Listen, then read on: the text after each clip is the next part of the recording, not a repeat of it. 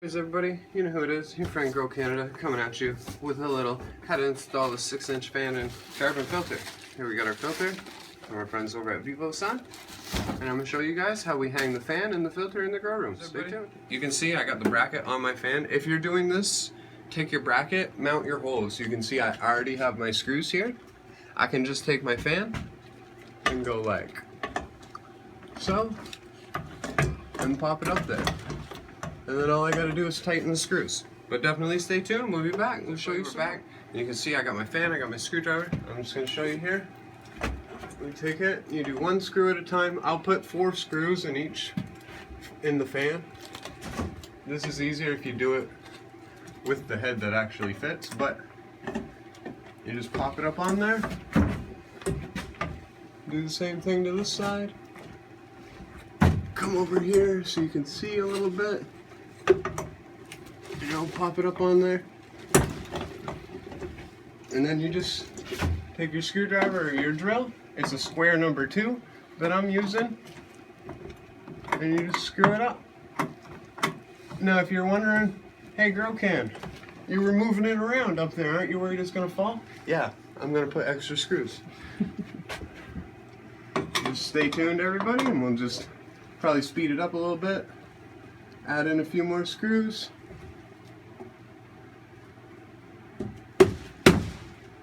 You see it's up there pretty good. Stay tuned, there'll be plenty more to come. We're back. You can see we got 4 screws holding our fan up now. I do recommend to use some washers. If you have washers, use washers. I didn't have any handy, so this is what we had. But, like, it's up there pretty good. Now we take our screwdriver, throw that down there. We take our little airline here. If you have a C-clamp or whatever they're called, this is what would make this easier. I couldn't actually find any at the store, so I'm going to just use tape. I will be back to show you when it's all taped up. We got the fan hung up, all hooked up. Now we're doing the metal part. This is actual metal ductwork. This one's plastic. We probably could have used the plastic here, but you know I don't want to put plastic on a hot hood.